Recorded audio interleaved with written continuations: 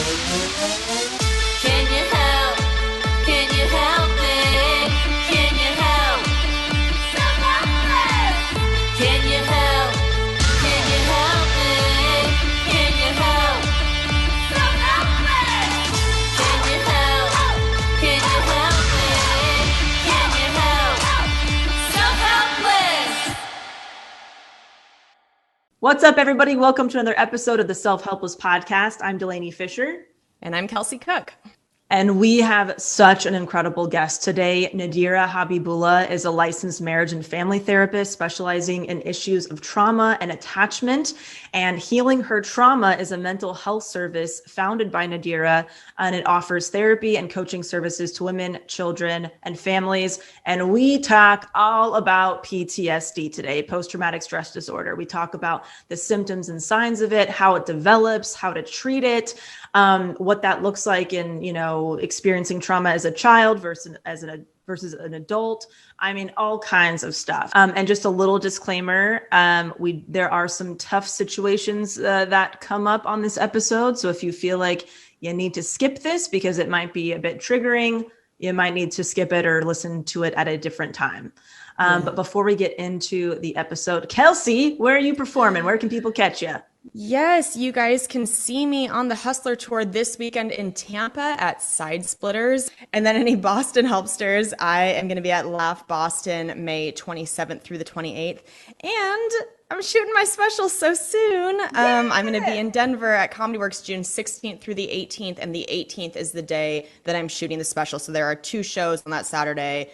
Delaney will be there. Yeah, we just booked our tickets, baby. Hey! What's up? We've said it before, but look, Delaney's not, doing comedy anymore. I don't leave the house. She doesn't leave the house. And I feel so honored that she would leave her home, not just leave her home, but get on a plane to come. And so if you guys have met Taylor on tour, maybe met me as well on tour, but you haven't gotten to meet Delaney, this is a chance. You can meet me and Delaney at the same time. We love meeting Helpsters. We would love to hug you, take a picture. Yeah. Taylor, unfortunately, will be on the road that weekend and won't be able to be there, but she will be there in spirit. And just would love to see you guys. So it's kelseycook.com for those tickets. And as always, Taylor's tickets are ttomcomedy.com for her tour tickets. Delaney, what you got going on? Yeah, just a bit of another announcement. I've said it before, but I think people are slowly finding out. eFiscionado, the podcast, the Minimalist Business Podcast, is now a private podcast. It's still free, but it's only accessible at DelaneyFisher.com. You can sign up to receive it straight to your inbox. You can also link it to your favorite podcast player, so you can still listen to it on, whatever app you prefer. You just have to get it a little bit of a different way, so it's not visible or accessible on any public platforms anymore. So for more information, DelaneyFisher.com if you would like to receive it. And if you're like, why the fuck did you do that? We cover that inside the podcast. So there you go. That's it. Perfect. All right, guys, please enjoy this episode all about PTSD. Nadira, thank you so much for being with us today. It is about time we covered this topic. Yeah, thanks for having me. I'm happy to be here. Yes. And before we get into all the millions of questions we have for you, do you have a favorite or least favorite quote that you'd like to share? I do. So I was thinking on it, and my quote changes, from day to day, week to week. But right now, and I would love to cite whoever I got this from, but I don't know. But my favorite quote right now is that the biggest obstacle is not the mountain, but it is the story that we tell ourselves about the mountain. Oh, that is a freaking quote. That is so good. Wow. I love that one. That is great. We talk so much about mindset and all of that on this show, and it's so true. What is that one quote? Whether you think you can or you can't, you're right. You can't, you're right. Yeah. Reminds me of that. Oh man, that's a great one. Well, you're already crushing this interview, so. Okay, that feels good. Keep the momentum going. So would you mind just giving us an overview of what is PTSD? What does that look like? Yeah, so PTSD, for anyone that doesn't know, post-traumatic stress disorder, basically it is the sign of an over-adapted brain. So like if we go through something that is traumatic, and I'm defining trauma as something where we feel like we are in danger, or, there's fear there. Um, the trauma of it is going to be that, like, oh my gosh, I don't know if I'm going to live. I don't know if I'm going to die. I don't know if I'm going to be okay. I don't know if I'm safe. All of that. In that moment, it makes sense for the brain to adapt and be very much aware. So, for example, hypervigilance, always be on the lookout and seeing what's going on. That makes sense if we are really in danger. So a lot of people who are diagnosed with post PTSD, veterans. Now, if you're off at war, then you want to have those symptoms. That's actually going to be adaptive for you. You want to be on the lookout. You want to be very alert. You don't want to be calm at all. But now, after that is over, you're taken out of the traumatic incident, scene, or whatever it is. Now you're in a different environment, but the brain doesn't know that. The brain is still responding as though you're still in the middle of that war. You're still in that car accident. You're still being held at gunpoint or whatever it is. And so that's why I'm saying over adapted, because that's an adaptive behavior in the instance of an emergency, but it's no longer adaptive if we're safe now and the traumatic situation is gone. So that's pretty much what it is. You've gone through something that was traumatic. It was very scary for you. And now the time is over and you're safe now. There's no longer an issue, but the body is still responding as though it is. Wow. Yeah. It's such a deep thing with so many different layers to it. When you are seeing people as a therapist, what is your first kind of go-to tool that you use with them trying to help them navigate PTSD? Yeah. So my first tool with everybody, and this is regardless of what you're coming to me for, is to make what is called a genogram. And so a genogram is like a family tree picture. And a lot of therapists do it, specifically the type, like I'm a marriage and family therapist. So anybody who goes to school for marriage and family therapy, like that's drilled into you. You make this genogram. It's a family tree sort of picture that you draw. And of course, I'm drawing, your mom, your dad, your siblings on there, but I'm also drawing information about the relationship. So how close are you to mom? How close are you to dad? Or is there a cutoff anywhere? Like we don't talk to grandpa, any of that sort of thing. I'm drawing that in. And so that just gives me a great background to understand, okay, who's in your family? What have you been through? But more importantly, how have you storied what you've been through? And so that really helps, because even if we're talking about PTSD, I have an issue, and I don't know, I was in a car accident and now I can't get in a car and drive. It's still helpful for me to know the other things that you have been through before, because if you already have a pretty high trauma history, they can make you more likely to have PTSD now. Or what does your support system look like? So if I know I already did your genogram and I know you don't talk to your mom, you haven't met your dad, that's going to make it harder dealing with this issue. Because with everything, if it's PTSD, if it's anxiety, whatever it is, we all need community, and so I'm always starting there. What does your early experiences look like? What does your community look like? And how have you storied the things that you've been through? Oh, wow. That's so good. That makes so much sense. So how, I know this is probably not a very simple answer, but how do you start to tell the body and the brain that you're no longer in that dangerous situation? What kind of things do people have to implement to improve their PTSD? Yeah. So that can be challenging. It depends on your particular approach. So like for me, I'm trained in EMDR, eye movement desensitization and reprocessing. And so a lot of people may not know what that is, but it's basically a therapeutic technique that helps your brain to kind of reprocess information that was processed incorrectly. And now it's like stored. I'm trying to explain it in a way so it's not complicated, but now it's stored in your brain in a way that it keeps coming up for you. Because the main thing that we look at with PTSD and what lets us know somebody is dealing with PTSD is intrusion, meaning the event is over, it's past. Now you're going on, you're trying to live your life, but you can't, because symptoms, things from before, keep intruding into your current day life. So that can look like nightmares. I can't sleep because I keep dreaming about what happened. Or I'm just trying to have breakfast and I keep having visions of the thing that happened. I'm talking to people and I keep having visions. or so many different things remind you of it. It's constantly just intruding into your life. It's interrupting your regular day. And so through EMDR, it helps the brain. That's what I do. There are other ways. It helps the brain to reprocess that story so that the intrusion won't come up anymore. Okay. Oh, wow. So it's like getting stored in a different part of your brain after you're reprocessing the memory in a way. Yeah. So anytime we go through something traumatic, in that moment, our brain is going to start working differently. So when we're like relaxed and calm, you're going to be mostly in this frontal lobe. And that's where you can do like all of your executive thinking and functioning, like when you're at work, like right now, we're probably all in the frontal lobe. But if something happens, like, oh, I don't feel safe, something's going on, that frontal lobe that goes offline. And so then if we feel like I'm scared, there's this little part in the middle of the brain. And of course, I'm simplifying this, but there's a little part in the middle of the brain. It's called the amygdala. And that's kind of like the fear center or the trauma center. And so that's the part that comes on that lets me know, oh, I'm not safe. I need to do something to get to safety. And so most people have heard of like fight, flight, or freeze, right? Yeah. Right. So that's what we'll go into that. I need to fight my way off. I need to be aggressive, or I need to run, get out of here, or kind of like a, possum. I'm so overwhelmed that just freeze. I don't know what to do. And so that we're going to do some version of that in the moment until we get to safety. Now, once we get to safety, this event is over. Now, this is what we want to happen. And this could help. This is why we need community. We want to be able to say, man, that thing that just happened, that was wild. That was really, really scary, but I'm okay now.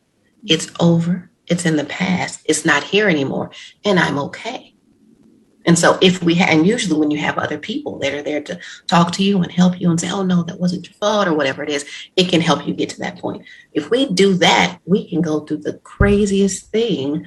But as long as you can get to the point of it's over, I'm okay. It's in the past. I'm here. It's there. You're going to be fine. You're not going to have PTSD. But when we get to PTSD, that means that it wasn't processed in that way. So we never got to the point of it's over, it's fine. It got stuck somewhere. And usually when it gets stuck, it's because we develop some type of negative belief about ourselves. Okay. So if I am going through, like, let's say, again, a car crash or something. I was in a car accident. And so now I'm really, really scared and I can't drive again. Instead of processing that in a way where I got to be able to say, like, man, that was crazy, but it's over. I'm safe. Maybe I made sense of that in a way that it said, oh my gosh, I am so alone and I'm not safe and I'm going to die. And not in the eventual sense of everybody's going to die, but like, I am going to die. Now, if that's the way I process it, I can't get to it's over. I'm okay. I'm stuck in, I'm alone, I'm unsafe, I'm going to die. And so if that's the case, then anytime I get back in the car, what's coming up? I'm alone, I'm going to die. Wow. Right. Oh my God. So that's what PTSD is. It's coming back. It's the intrusion of what was present before, but it's feeling present now. Oh my God. I've never heard somebody explain it this way. This is, wow. Yeah. This is so good. Kels? Yeah. When you see clients who have PTSD from something that happened in their childhood versus something that happened to them as an adult, do you approach that two different ways or do you approach it the same way? Because I would imagine that a traumatic experience in your childhood, it's like your brain even physically isn't even in a place to know what to do with that experience versus as an adult. Yeah, so that's a rambly question, but No, you know what I mean? No, you're good. So yeah, it's totally different because if you have trauma that's coming up now in adulthood, and let's say your childhood was pretty solid, you didn't have any major traumas, you weren't abused, you didn't go through any of those types of things that we would never want for our kids or for anybody else, then it's going to be a lot easier to process this current trauma. Because if we are able to have like a pretty good solid childhood, that will create kind of like a buffer for us. Yeah. And so then when we get older, everybody goes through different things. You get hurt, you lose your job, you different things. But that buffer will make it easier for you to deal with that. Now, if you have a higher trauma history, I was from foster home to foster home. My parents used to beat me. My parents were under all types of different things. That buffer is lots of times not there. Right. And so it's going to be much harder or not much harder, I'll say. We have to go a lot slower when we're dealing with trauma, when you have this higher this history from childhood again, which is why I start with that family tree. Because it's not just about what's happening today. The way you are interpreting and dealing with what's happening today is usually going to be affected by what happened before. So I always have to be able to go back and see. And if my clients do have a really high trauma history, then we have to go really, really slow. We have to. So, for example, with EMDR, do you guys know anything about EMDR? We've touched on it on the podcast a little bit, but we haven't done I think a full episode on it before. Okay. Well, that would be a good thing to do an episode on. But basically, with EMDR, it's like you use some type of bilateral stimulation to get the brain into processing mode. Because anytime we are processing something, when we're making sense of it, like, what does all that mean? If you were to sit under some type of like brain scan, it would show that your brain is doing like this, like left hemisphere, right hemisphere, back and forth. That's what it does when we're processing. So in EMDR, we want to kick it over into processing. And so the way that we do that, it's a lot of different ways, but the traditional way, and this is where the name comes from, eye movement desensitization, is through back and forth eye movements. And so it sounds kind of weird, sounds kind of crazy, but it's so a real thing. Yeah. Back and forth eye movement. So the person, whatever the trauma is, you're kind of holding it in your head. You're pulling up an image of it. So if it's a car crash, you're pulling up an image of the worst part. Oh gosh, I see that car coming at me. Hold that in your head. And then the therapist, you're in the same room. The therapist does like this. And you're following those fingers with your eyes. Deep, deep, deep, deep. And as you're doing that, the brain is going spark, spark, spark, spark. And so that's how we get the processing. Wow. Now, if I'm working with someone who doesn't have a childhood history, we can probably get to the actual trauma in the first day. We start with something called resourcing, which is like, let's do this to calm you down, relax you, cool. And then we can go straight to that trauma. Now, if you have a lot of trauma, what they call complex PTSD, meaning I've been through a lot of different things and it's really challenging, I'm probably not going to get to the processing in that first day. I might have to do couple of weeks, we might have to do months worth of just resourcing with it, just doing things to help calm your body, just to help you feel safe enough, just to help you feel okay. So we got to go much slower if you've been through a lot of things versus this is just one particular incident. Okay. Wow. So, and you just touched on complex PTSD. That's also known as CPTSD, right? Mm-hmm. Okay.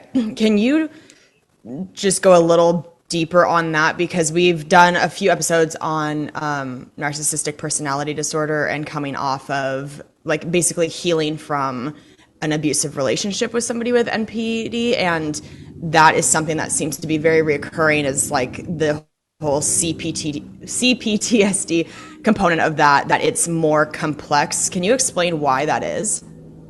Yeah, so because PTSD is basically like, okay, there was this one event that happened to me, it was bad. Right. Complex PTSD is more like there were tons of events that happened to me that were bad. So it might be easier for a person with complex PTSD. It might be easier to count the good moments in my life than the bad moment, because it has just been a lot. It's been really, really challenging things. And so that makes it harder, because everything that, and this is why I just love the human brain and the body. Everything that our body does is an attempt to preserve us. Even the things that don't feel good, even the things that seem like that's crazy, why would you do that? It's always an attempt to preserve us. So even when you look at personality disorders and, narcissistic, that's a big one. At some point, I don't know whoever has narcissistic personality disorder, but that was some type of defense that they developed earlier in life, being very much self-centered, not really focusing or noticing other people's feelings. They developed that in defense of something, against something earlier in life. Maybe they felt like, okay, no one else really cares about me, so it's just me.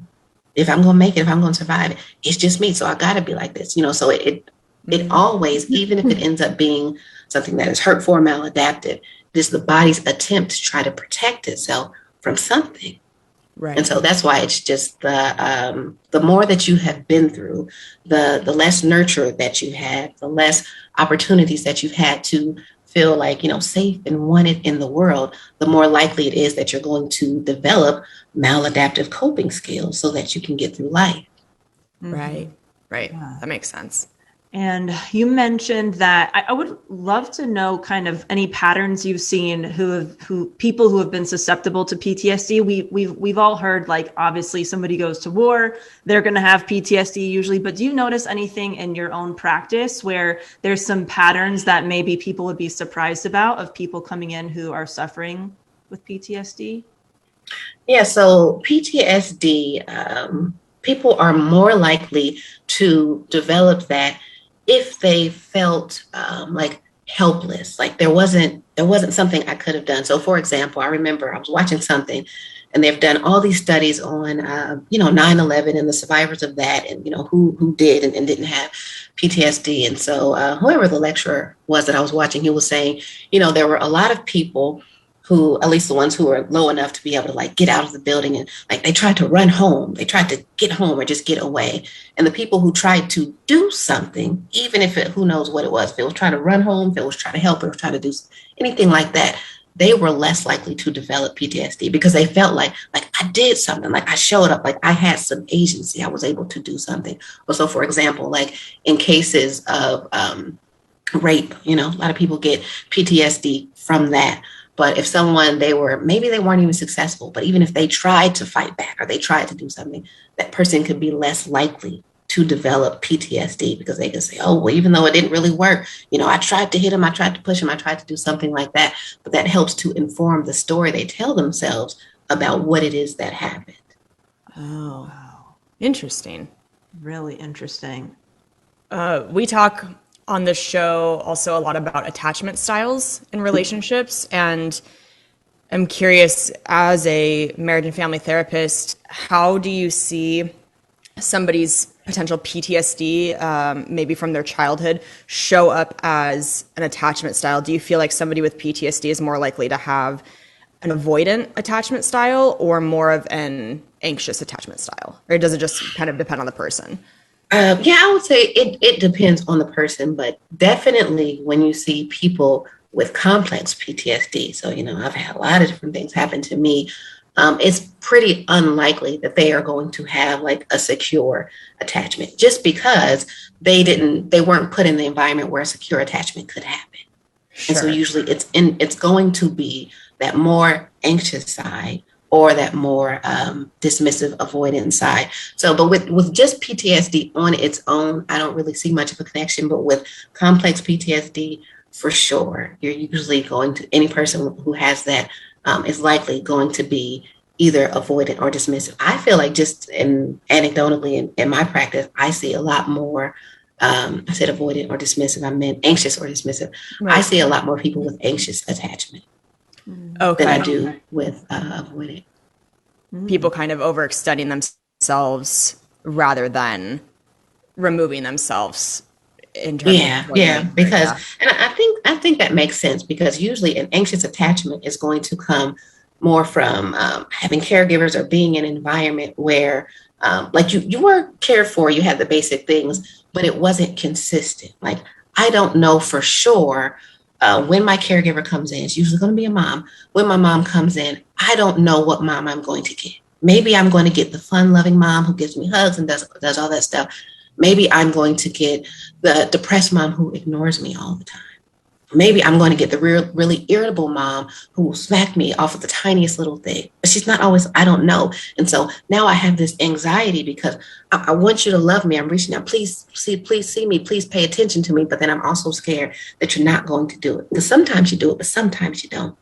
And so that's where that anxiety comes from. I want you to be with me, but I'm scared. I'm scared you're going to leave me. You're not going to be there. But please do. I want you to do it. And maybe if I do something, if I act a certain way, if I try to be who you want me to be, if I try to be really cute, and if I try to be really smart, and if I try to be whatever I think you're going to be, then you will be consistent because that's what they're wanting. Be consistent with me. And so that's where that, that clinginess comes from. Whereas this dismissive, that's going to be more of like maybe, again, your basic needs were met, but that emotional attachment, it just wasn't there. And so you got to the point of, you know what, I might as well give up. Nobody's going to be there for me. Nobody's going to care. I could cry. I could get upset. I could tell you how I feel. You're not going to care. You're not going to do anything. So it's just me against the world. It's me and myself. So I'm not even going to try that much. I'm not going to connect to you that much Why? Because I don't believe that you really care, that you're really going to show up for me. So I'm just going to be standoffish. I'm just going to dismiss all of it because I've already learned in life that I can't really trust anybody. Nobody's going to show up for me. Right. Yep.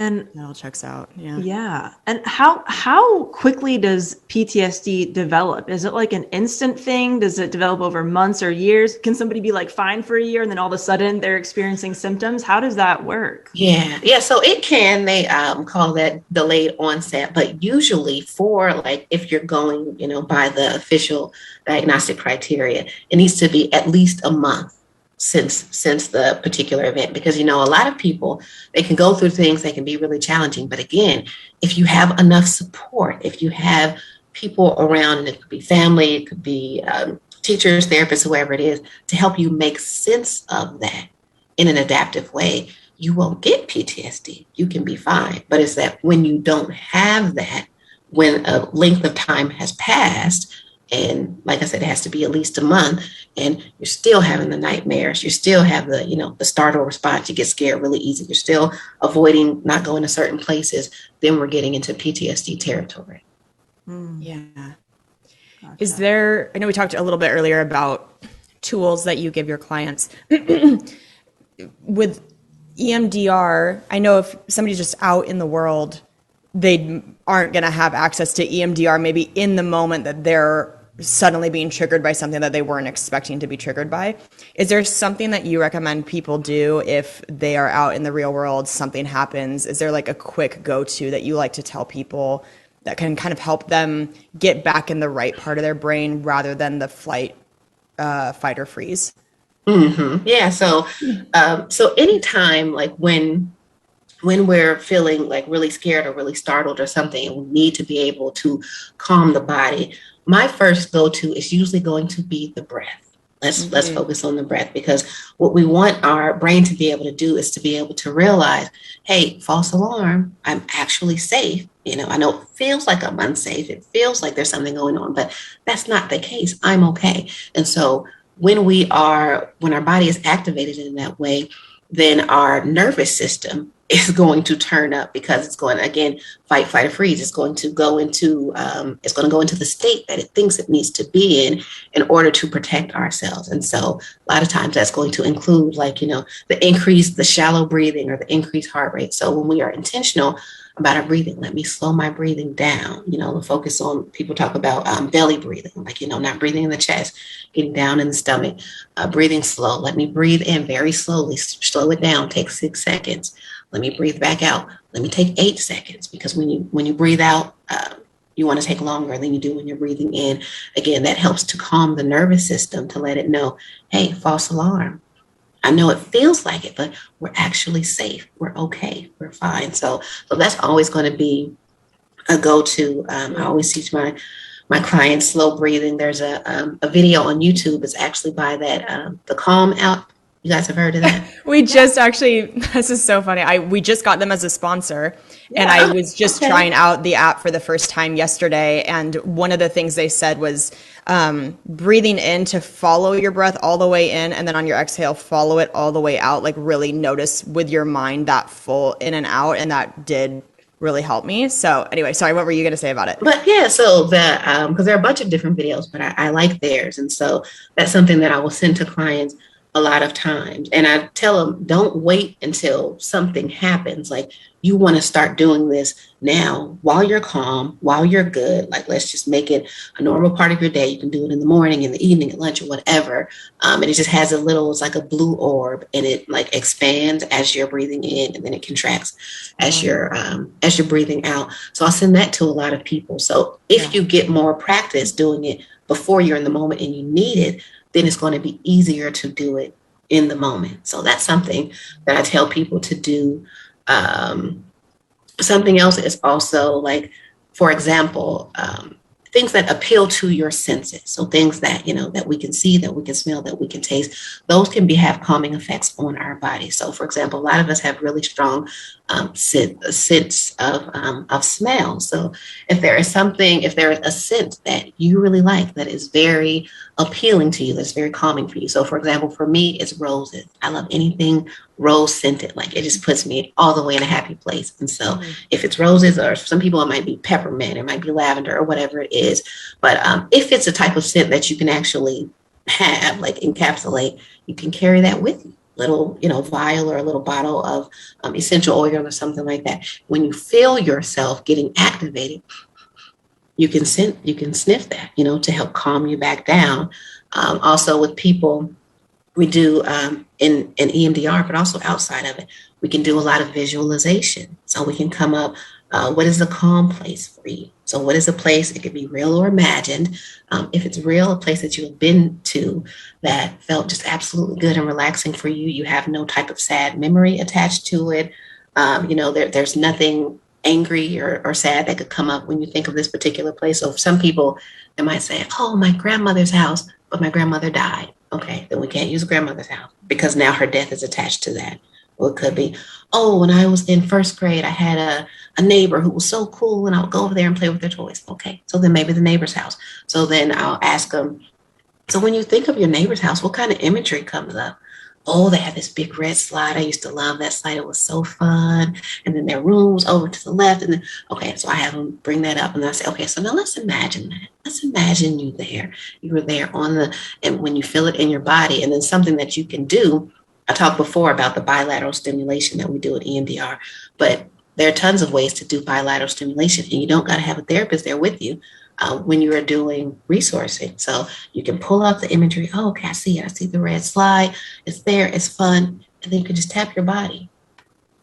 Because when you tap, it's causing that same left, right stimulation in the brain. And so we want to be able to do that. We want to keep it slow because faster is processing. That's something else. But when we're calming ourselves, we want to keep it slow. You can tap like this across your arm. My hair's in the way. But I'm like here or on your lap.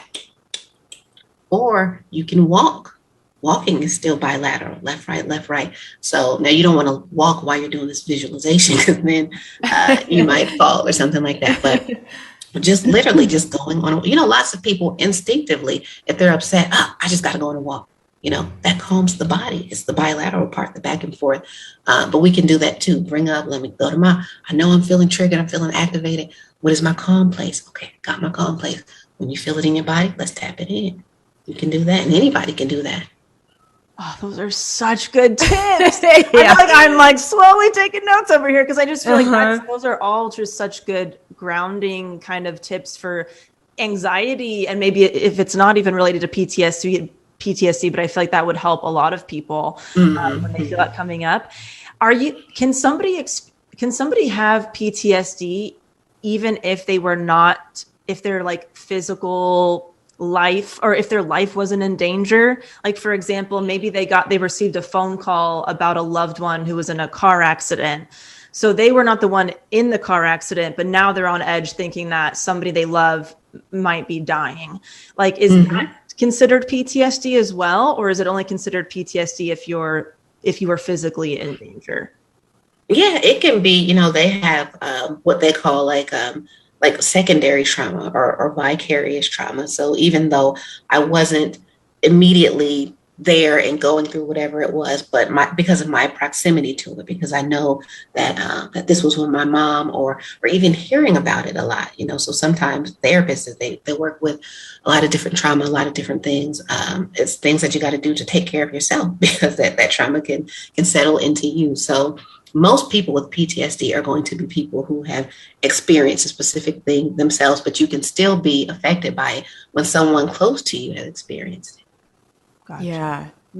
I love the advice too of starting to do those exercises through the Calm app before you're actually in a situation where you can be triggered. We talk a lot on the podcast about doing things that your future self will thank you for. Yeah. And it's hard to get in that habit, but you're so right, because anytime I've felt triggered in that way and I can feel my heart rate going up and my breath getting more shallow, it is so much harder to come down from that in the moment than I think if I was more consistent on a day-to-day basis with like just waking up and doing something that would help if something were to trigger it.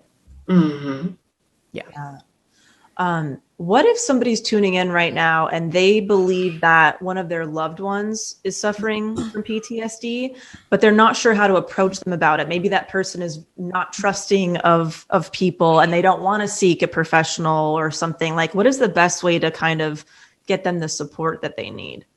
Yeah, yeah. And so I think it would depend on, even if they are not trusting of other people in general, I would say to that person, are they trusting of you? Do you have that relationship? Because if you have that relationship with them, then you have an advantage. Like you have a certain end that other people wouldn't have. And so in general, maybe they don't like other people, or maybe they don't like therapy, or they feel like, I don't want to deal with that stuff. It's fake, it's silly, for you to just be able to say, and it doesn't always have to be saying like, hey, I think you should get a therapist, but starting off and saying just like, how are you doing? Like, I'm concerned about you. Like, what is your life like right now? What are you experiencing?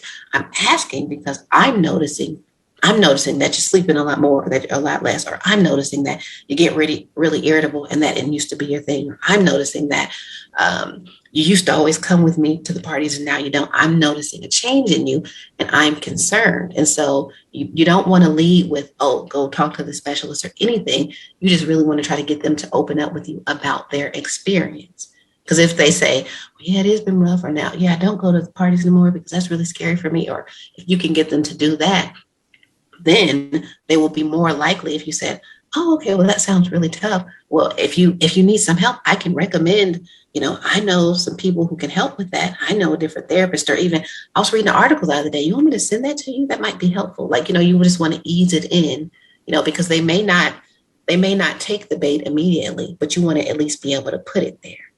And so, you don't want to just say like, hey, I can see you're going through this. You need to go to therapy. You're probably going to shut that down. But like, hey, how are you doing? I'm noticing some differences in your behavior. I'm concerned about you. What is it like? And then if you can gauge from there, are they open to any type of resource? Again, even if it's just an article, even if it's just hey, I got this YouTube video, it helps me to calm my breathing. I can send it to you. Maybe try that, but just something small to get them to be open to it. Is there anything that we didn't touch on that you feel is important for people to know about PTSD? Important to know. I would just say, know that, and this is for anyone who maybe is currently dealing with it in their lives, that doesn't have to be your reality. Like, it is possible to get over it. Because I think some people just get to the point of like, this is just it, and I'm gonna just have to deal with it, and I'm just going to keep having these nightmares. I'm just going to have to, I'm not going to get much sleep, and I'm not going to be able to go to these types of places. That doesn't have to be it.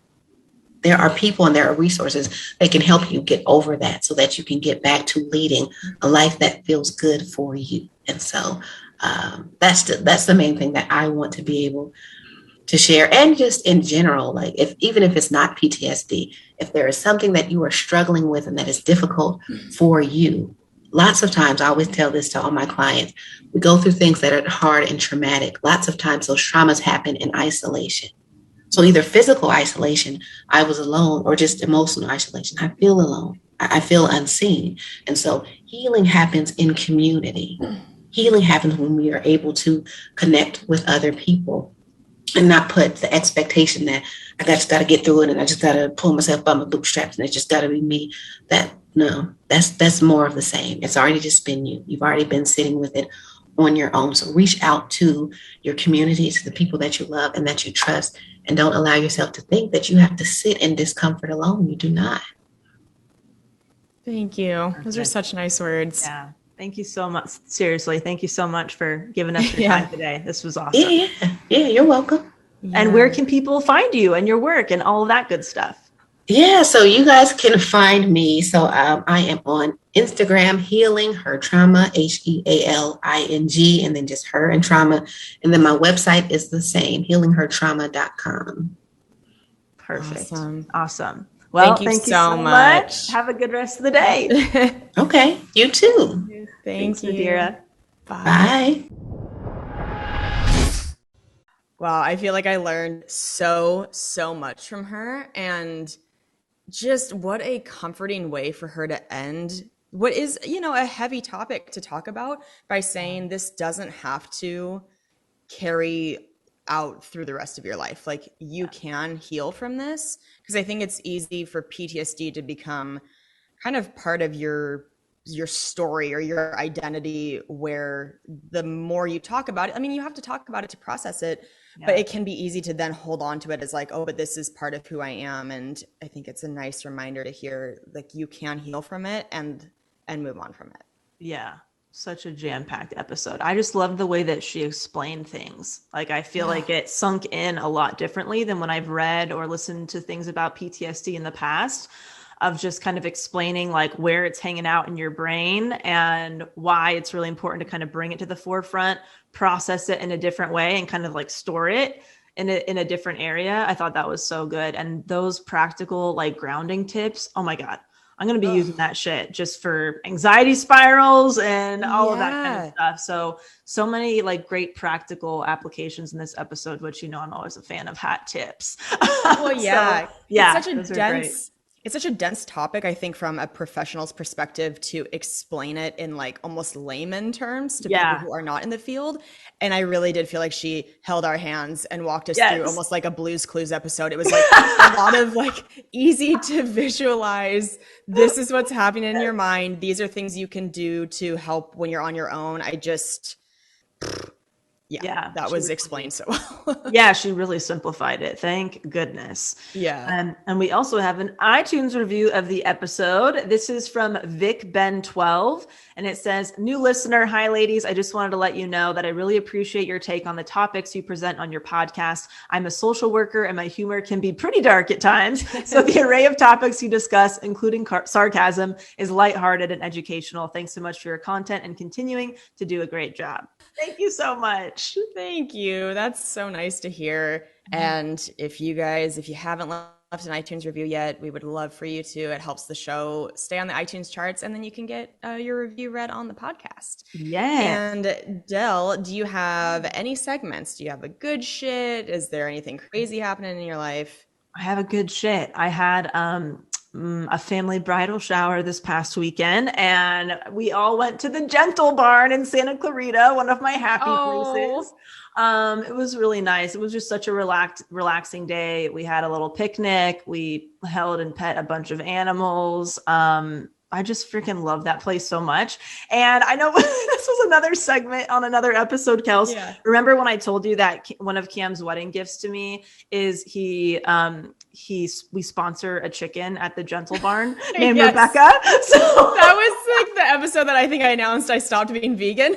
Yes, and you started eating chicken or something. Yeah. It was right when I started eating chicken and you adopted a chicken. Yeah. Yes. So I was able to visit my daughter Rebecca and oh my God, pictures with her. It was a great family outing. And then my family met her, so it's like, hey, you finally met, you know, your niece and your granddaughter and all this stuff. So that was really nice.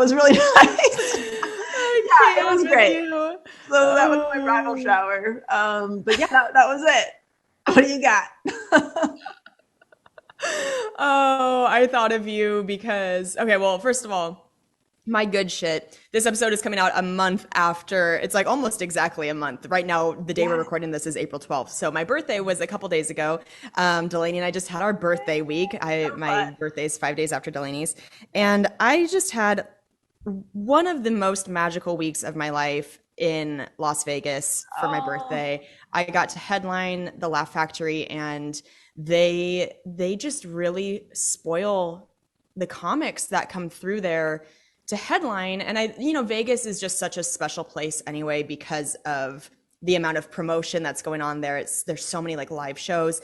But I had my first billboards. I was on the top of, like, my photo was on the top of cabs, and there was like a giant truck with my face on it. There were billboards everywhere. I could not believe how many there were.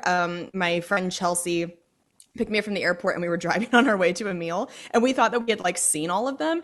And then we're just driving and talking, and all of a sudden she's like, oh my God. And we look up, and there's like this whole other giant one just like chilling above a Denny's on the Vegas Strip. We were like, this is so crazy. So that was truly magical. It was also at the same time as the big Hall of Fame foosball tournament. So I got to play foosball during the day. do my shows at night. And then my birthday was on Sunday of that weekend. And I had some friends fly out and drive out for it to be there with me.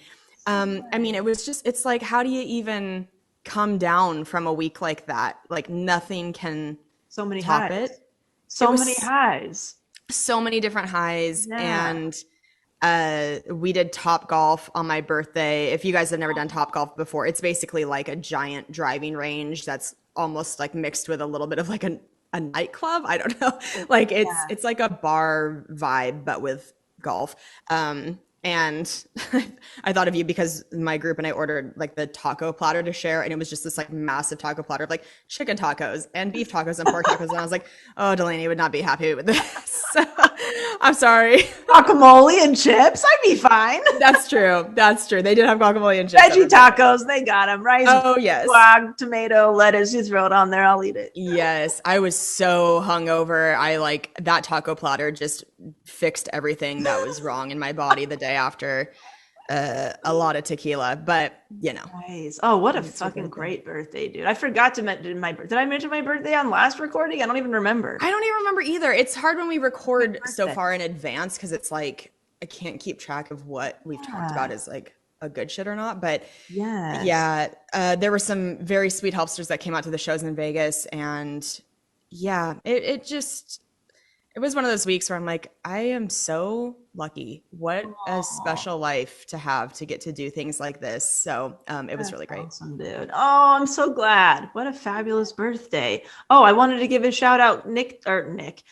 Cam took me to a great restaurant called Nick's on Beverly in LA for my birthday. Oh, nice. Yeah. Holy shit, dude. It was so fucking good. So if I can't remember time on my birthday, but if I didn't, shout out to that restaurant for just crushing it. It was so delicious. Nick's on Beverly, and it's Nick's vegan. on Beverly, vegan. We had a truffle burger. We had like avocado crispy rice. We had like pork in quotation marks, lettuce wraps. I had vegan fish and chips. So fucking good. Wow. What else? I'm missing things. There was more. Oh, we had barbecue chicken pizza. We had a banana split. We had a drink or 17. I don't remember. It was great. And so that was restaurant for my birthday. Had some beautiful flowers delivered from friends and family. It was very nice, and hung out with the boys. And we had a couple of our friends babysat Maverick and Goose so we could go out for the night. I was like, wow, we're really like, what a different vibe.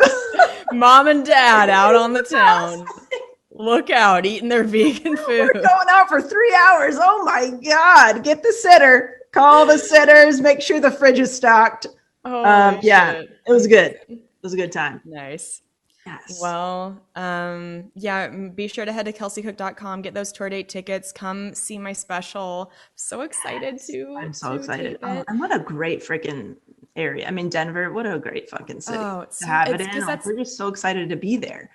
I can't believe how many messages I'm getting of people saying that they're flying out for it. I'm like, wow, that's so nice. It's a great destination. But it is, truly. Like if you are, I don't know, looking to make like a summer vacation plan and you want to see a comedy show, Denver is a really fun destination. So many great restaurants, so many fun things to do. There's the Top Golf in Denver. If you want to go there. So we hope that this episode was helpful. Well, my brain, the tequila's still in there. We hope it was helpful for you guys. And if PTSD is something that you want us to talk more about on the show, feel free to write into us, selfhelplesspodcast@gmail.com, or send us a message at self-helpless-podcast on Instagram. If you don't follow us on Instagram, we would love that as well. We post video clips from the show every week, and it's a good time. We should have Nadira back to talk about EMDR.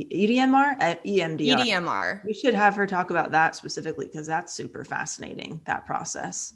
Taylor touched on it a while back, but maybe it was just a whole episode we did on therapy or types of therapy because she was doing EMDR, but I don't think we did a specific episode on it. That would be great. Cool. That would be really cool. And if you've been listening to eFishing the podcast and you're like, why am I not getting it anymore? Go to DelaneyFisher.com and sign up to receive it straight to your inbox. It's still happening. It's just not available in the same way or format anymore. So All right, everybody. We love you. Thank you so much. chat with See you you next next time. time. Bye.